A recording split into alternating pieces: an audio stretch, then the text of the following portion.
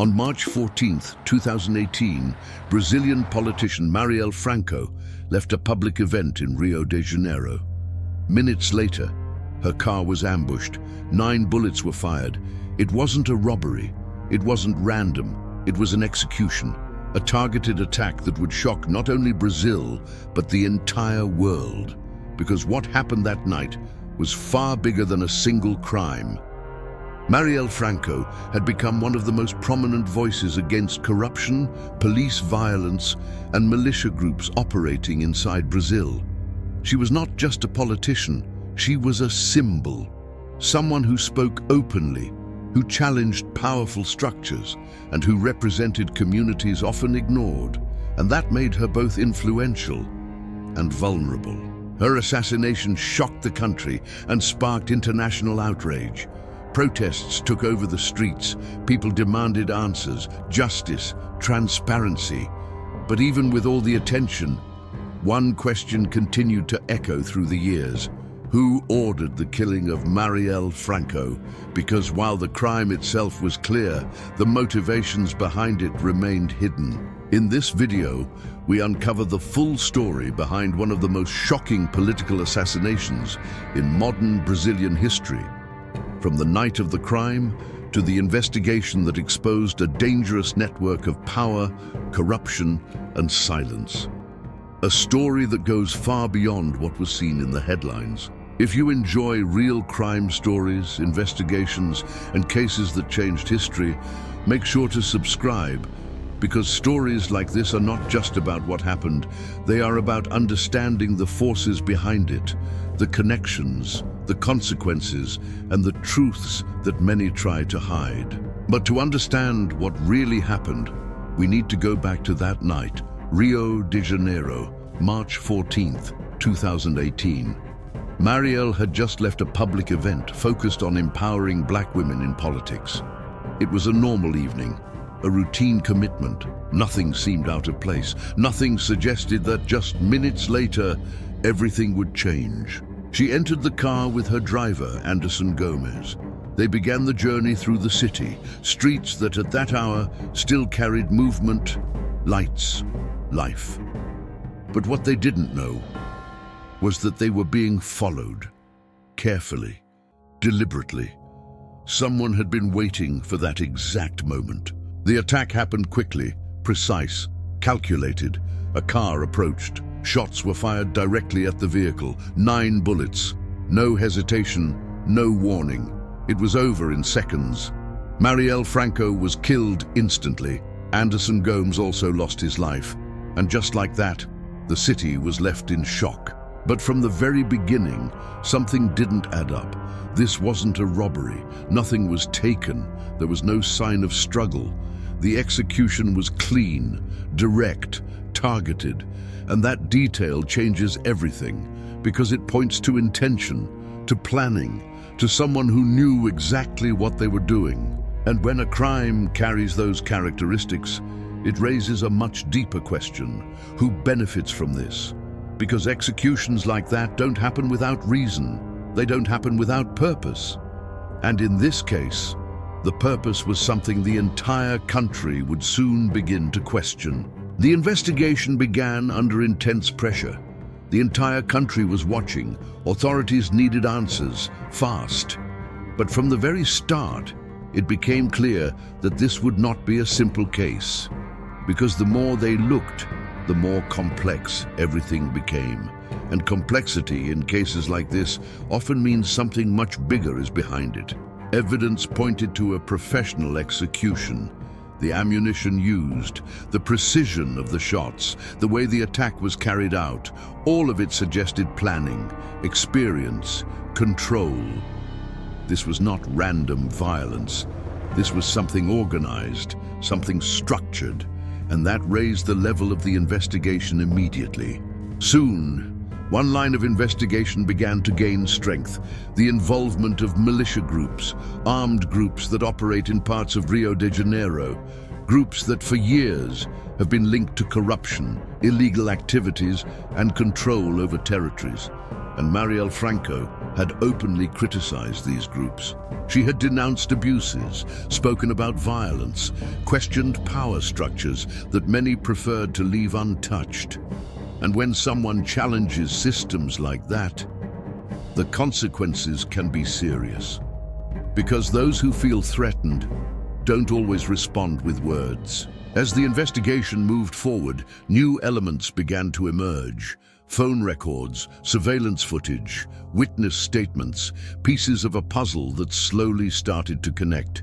But even as the picture became clearer, one thing remained uncertain. Who was behind it all? Months passed, and the pressure only increased. Society demanded answers. Protests continued. International organizations began to follow the case closely, because this was no longer just a national issue. It had become a symbol of violence, of power, and of the risks faced by those who confront it. Then a breakthrough. Two former police officers were arrested, Ronnie Lesser and Elcio de Queiroz. According to investigators, they were directly involved in the execution, the driver, the shooter, the operational part of the crime. And for a moment, it seemed like the case was finally close to being solved. But that was only part of the story, because identifying those who carried out the attack is not the same as identifying who ordered it. And that question remained open, because behind every execution like this, there is usually something more, someone more. Investigators continued digging, financial records, connections, relationships, trying to trace the chain that led to that night.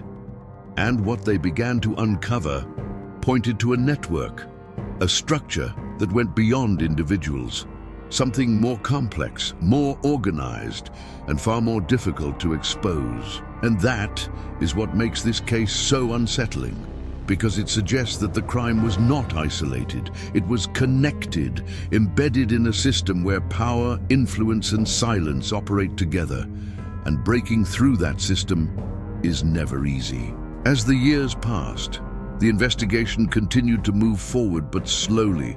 New testimonies, new evidence, new directions, each step revealing something, but never everything. Because cases like this are not solved in a straight line. They unfold in layers, and each layer brings new complexity. At the same time, public pressure never disappeared. People continued to ask the same question: who ordered the crime? Because without that answer, justice feels incomplete. And that's what made this case different. It wasn't just about identifying the perpetrators, it was about exposing the structure behind them. In 2023 and 2024, new developments brought the case back into the spotlight. Investigators pointed to possible links with political figures, individuals with influence, with power. And that changed the scale of everything.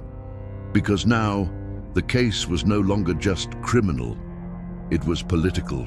And when a crime reaches that level, the stakes become even higher, because exposing the truth can mean confronting people who have the ability to protect themselves, people who operate within systems designed to resist exposure.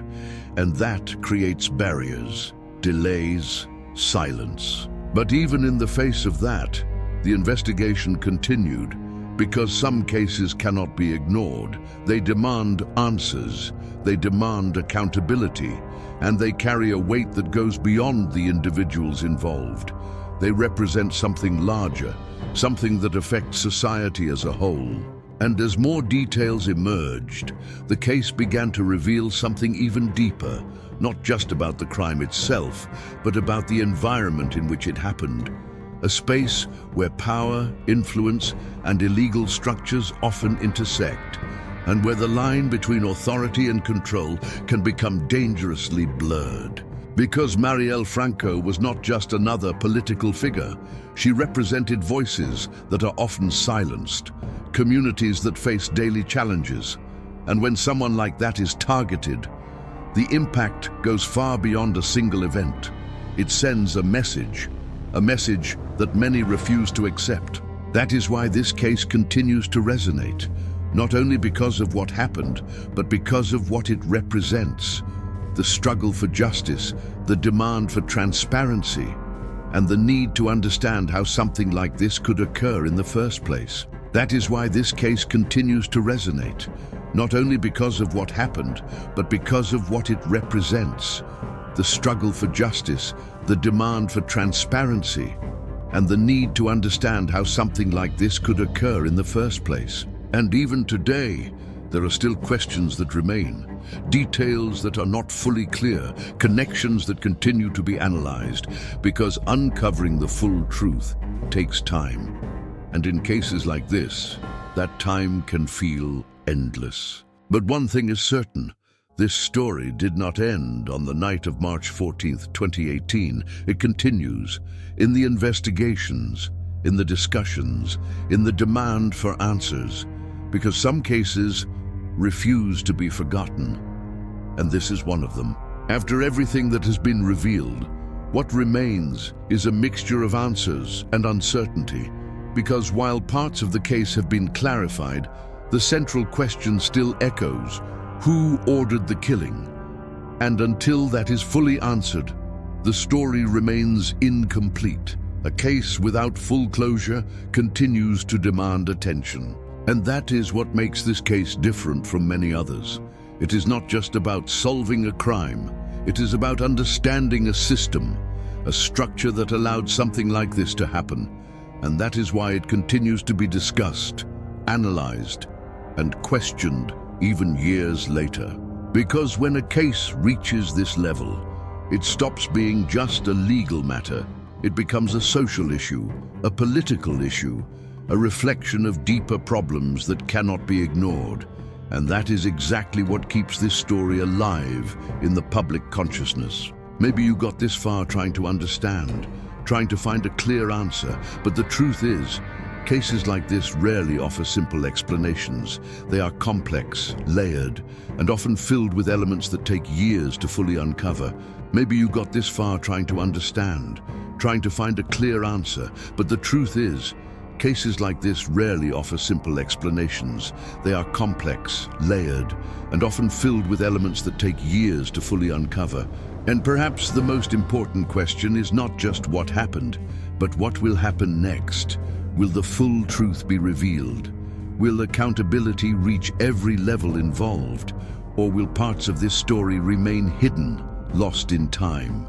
Because in the end, justice is not just about punishment. It is about clarity, about truth, about ensuring that something like this does not happen again.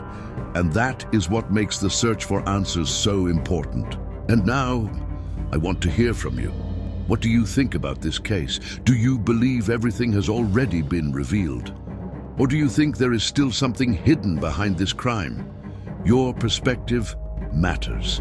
If you made it this far, consider subscribing to the channel, because here we explore stories like this with depth, context, and respect. Stories that go beyond headlines and try to uncover what really lies beneath.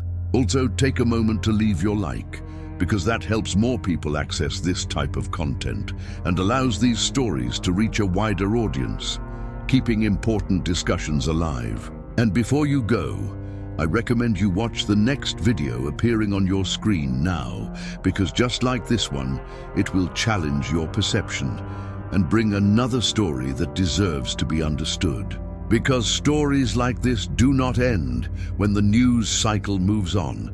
They remain present in debates, in institutions, and in the collective memory of a country. Marielle Franco's case became a symbol, not only of violence but of resistance. And that is why it continues to be remembered, discussed, and questioned, even years after it happened. Her name became more than a headline. It became a reference, a reminder of what can happen when power is challenged and when voices refuse to stay silent. And that gives this story a dimension that goes far beyond the crime itself. It turns it into something that represents a much larger reality. And perhaps that is what makes this case so impactful. It forces people to confront uncomfortable questions about safety, about justice, about the limits of power, and about how far systems are willing to go to protect themselves. Because in situations like this, the truth is not always easy to reach. It requires persistence, it requires courage, and above all, it requires time. And even then, there is no guarantee that everything will be fully revealed. But even with uncertainty, one thing remains clear. The search for answers continues, and as long as there are unanswered questions, this story will not be forgotten. It will continue to be told, studied, remembered. And now, after everything you've seen, one question still remains. Was justice really served? Or are we only seeing part of the truth? Because cases like this don't end with a verdict. They don't end with arrests. They end when every answer is revealed. And in this case, that moment may not have come yet. So now I want to know from you, do you believe the real masterminds have been exposed? Or is there still something hidden behind all of this? Leave your opinion in the comments, because sometimes the most important piece of the story is the one that no one is talking about.